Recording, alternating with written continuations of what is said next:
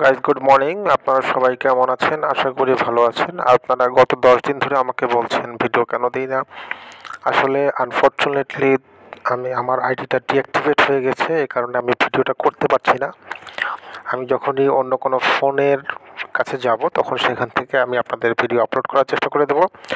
তো আজকে আমি আপনাদেরকে দেখাবো, যদি কোনো কারণে দুর্ভাগ্যবশত আপনার আইডি ডিসেবল হয়ে যায় সেক্ষেত্রে আপনারা কিভাবে আপিল করবেন, কিভাবে চ্যালেঞ্জ করবেন। এখানে দেখুন, আমি যখন টাইম বাক্সে ঢুকছি আমার আইডিটা কিন্তু ডিসেবল হয়ে গেছে, দেখেছেন? এই যে দেখুন, আমার আইডিটা ডিসেবল হয়ে গেছে। এখন আমি এখানে তারা বলছে যে your account is disable for the following reasons. এখানে একটা রিজন দিয়েছে, হ্যাঁ। তো কী রিজনটা দিয়েছে আমি আগে রিজনটা দেখব পরে। কিভাবে দেখব? এখানে দেখুন 3 ডটে ক্লিক করবেন আপনারা। 3 ডটে ক্লিক করার পরে এখান থেকে দেখবেন যে ডেস্কটপ সাইটে ক্লিক করবেন। এখানে দেখুন ডেস্কটপ সাইট লেখা আছে, ডেস্কটপ সাইটে ক্লিক করবেন, ঠিক আছে? ডেস্কটপ সাইটে ক্লিক করলে এই পুরো লেখাটা আপনি দেখতে পারবেন, হ্যাঁ। বড় করবেন, একটু বড় করবেন লেখাটা। এই যে দেখুন, এখানে তারা বলছে যে your account is disable for the following reason multiple account. তারা আমাকে বলছে আমার মাল্টিপল অ্যাকাউন্ট আছে। এটা কোয়াইট ইম্পসিবল। আমি একজন সচেতন ব্যক্তি, আমার কখনোই কোনো মাল্টিপল অ্যাকাউন্ট থাকতে পারে না। হ্যাঁ, এখানে একটা ইনসিডেন্ট হয়েছে, ইনসিডেন্টটা আমি আপনাদেরকে বলে দিচ্ছি। আমার অ্যাকাউন্টটা তারা ডিসেবল করেছে, তার কারণ হলো আমি ল্যাপটপেও আমার অ্যাকাউন্টে লগ ইন করেছিলাম, মোবাইলেও লগ ইন করেছিলাম।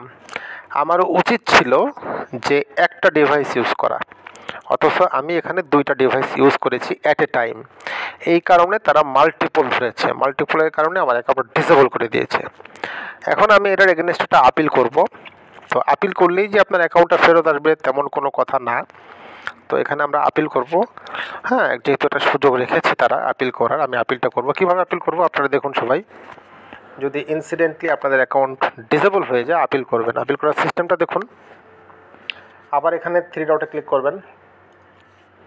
3 ডটে ক্লিক করার পরে এখান থেকে ডেস্কটপ সাইটটাকে আপনি উঠিয়ে দেবেন, কারণ আপনি তো দেখলেন অলরেডি, ঠিক না, যে আপনার অ্যাকাউন্টটা ডিসেবল করেছে, তার কারণ হলো মাল্টিপল ধরেছে।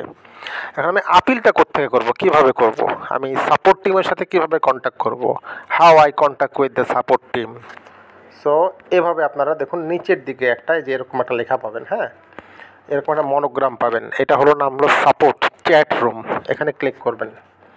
এখানে যখনই ক্লিক করব, ক্লিক করার পরে দেখবেন যে আমি এখানে আমাকে 2টা অপশন দেবে, সেন্ড আস এ মেসেজ। যেখানে দেখুন সেন্ড আস এ মেসেজ, তার মানে আমি তাদেরকে একটা মেসেজ পাঠাবো, তাদেরকে একটা রিকোয়েস্ট পাঠাবো। এখানে কোথায় ক্লিক করব? এখানে ক্লিক করব। এখানে ক্লিক করলাম। এখানে ক্লিক করার পর আমাকে 2টা অপশন দিয়েছে, কন্ট্যাক্ট সাপোর্ট, সার্চ। তাহলে আমি কোথায় ক্লিক করব? কন্ট্যাক্ট সাপোর্টে ক্লিক করব।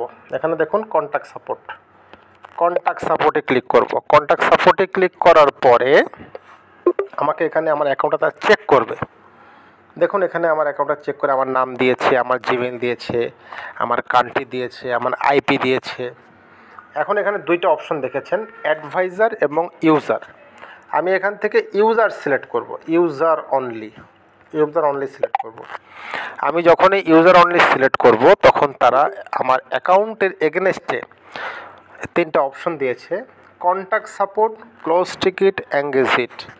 এখান থেকে আমি কন্ট্যাক্ট সাপোর্টে ক্লিক করব। এখানে দেখুন কন্ট্যাক্ট সাপোর্ট আছে, আমি কন্ট্যাক্ট সাপোর্টে ক্লিক করব। কন্ট্যাক্ট সাপোর্টে ক্লিক করার পরে তারা আমাকে অনেকগুলো অপশন দেবে। এখান থেকে এই অনেকগুলো অপশনের মধ্যে সবার নিচে দেখবেন আবার কন্ট্যাক্ট সাপোর্ট লেখা আছে। এই যে এখানে দেখুন কন্ট্যাক্ট সাপোর্ট, তার মানে আমি 3বার কিন্তু কন্ট্যাক্ট সাপোর্টে ক্লিক করলাম। বিষয়গুলো কিন্তু স্টেপ বাই স্টেপ খেয়াল করবেন। কন্ট্যাক্ট সাপোর্টে ক্লিক করলাম। কন্ট্যাক্ট সাপোর্টে ক্লিক করার পরে এখানে তারা আমাকে বলছে যে আমাকে আমার আইডিটা যে ডিসেবল হয়েছে এই ডিসেবলের কারণটা আমাকে লিখতে। তারা আমাকে বলেছে আমি মাল্টিপল করেছি, মাল্টিপল অ্যাকাউন্ট। তো আমি মাল্টিপল করিনি। তো আমি এখানে মেসেজে তাদেরকে লিখবো সুন্দর করে। এই মেসেজটা আপনি আপনাদের মন মতো করে আপনারা লিখে দেবেন, ঠিক আছে? যেই কারণে আপনাদের আইডি ডিসেবল হবে ওই কারণটা বিশ্লেষণ করবেন। এখানে তাদেরকে রিকোয়েস্ট করবেন যে একটা সুযোগ দেওয়ার জন্য, ঠিক আছে? তো আমি কি করব, মেসেজে ক্লিক করব। মেসেজে ক্লিক করে আমি লেখাটা লিখেছিলাম, ওই লেখাটা আমি কপি করে এখানে বসাই দিলাম। ঠিক আছে, এই যে দেখুন আমার কিন্তু এই যে লেখাটা দিয়ে দিলাম। লেখাটা দিয়ে দেওয়ার পরে তারা আমার লেখাটা চেক করছে। চেক করার পর দেখুন এখানে বলছে have you attach the screenshot of the issue, মানে আমার যে আইডিটা ডিসেবল হয়েছে এখানে আমাকে একটা স্ক্রিনশট দিতে হবে। ওই যে কোন স্ক্রিনশটটা, যে আমার অ্যাকাউন্ট ডিসেবল হয়ে গেছে, ওই স্ক্রিনশটটা দিতে হবে। তাহলে দেওয়ার জন্য আমি কী করবো, ইয়েসে ক্লিক করব। এখানে ইয়েসে ক্লিক করব। ইয়েসে ক্লিক করে আমি স্ক্রিনশটটা দিয়ে দেব। ঠিক আছে, তো স্ক্রিনশটটা দেওয়ার মধ্যে আমি যেই আপনাদেরকে দেখিয়েছিলাম যে ডেস্কটপ মোড করে স্ক্রিনশটটা দেবো, তাহলে ভালো হবে, তাহলে তারা বুঝতে পারবে। এখন আমি একটা স্ক্রিনশট নেব। কীভাবে স্ক্রিনশট নেব, এই যে এখানে ক্লিক করব, প্লাসে ক্লিক করব। এখানে দেখুন প্লাস বাটন আছে, প্লাস বাটনে ক্লিক করব। প্লাস বাটনে ক্লিক করে এখানে timebox.com লিখব, timebox.com। এবার এখান থেকে আমি 3 ডটে ক্লিক করব। 3 ডটে ক্লিক করে ডেস্কটপ করব। এই যে 3 ডটে ক্লিক করব, এটা কিন্তু আমি প্রথমেও দেখাইছিলাম।